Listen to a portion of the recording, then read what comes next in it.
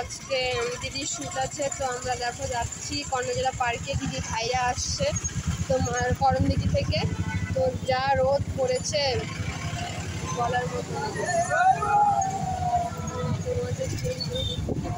তোমাদের জন্যই যাচ্ছি আর কি। তো দেখো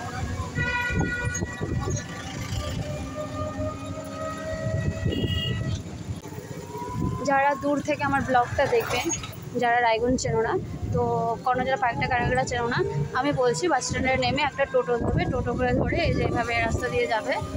আর পার্কটা আমি দেখিয়ে দেবো, পার্কটা হালকা করে পুরো পার্কটাই তোমাদেরকে দেখিয়ে দেবো, ঠিক আছে?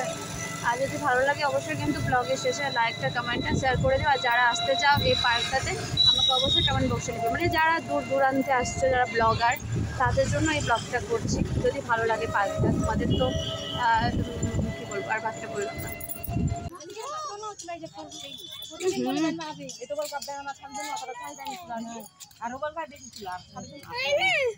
পুরো পার্কটা দেখে নাও একবার, তোমরা পুরোটাই দেখে নাও, ওই যে পার্কটা পুরোটাই দেখে নাও।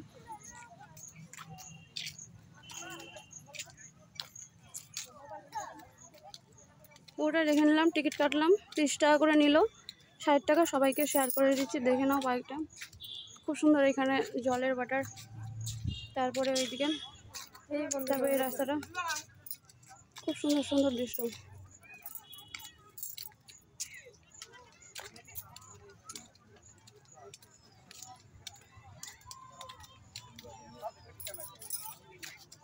তোর নেট নাই, সেটা মোর নেট টান। হ্যাঁ এখানে একটু বসে গরম করছে, আমি বসবো না, ওদিকে চলো তো। শুরু হয়ে গেছে এখন আসা মাত্র, এই জন্য মাথা গরম হচ্ছে। কোথায় রোদের মধ্যে বসবি আর?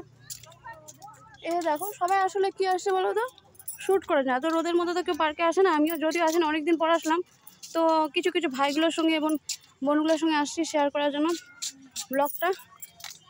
ওই যে রতন, এই যে আমার ভাই, এই যে আমার ভাইগুলো আসছে, এই যে দেখে নাও সবাই ব্লগাররা আসে সবাই। এদের সঙ্গে আমি দেখা করবো, অনেকগুলো বোন, অনেকগুলো ভাই আছে, সবাই আছে, সবাইকে দেখা করলাম,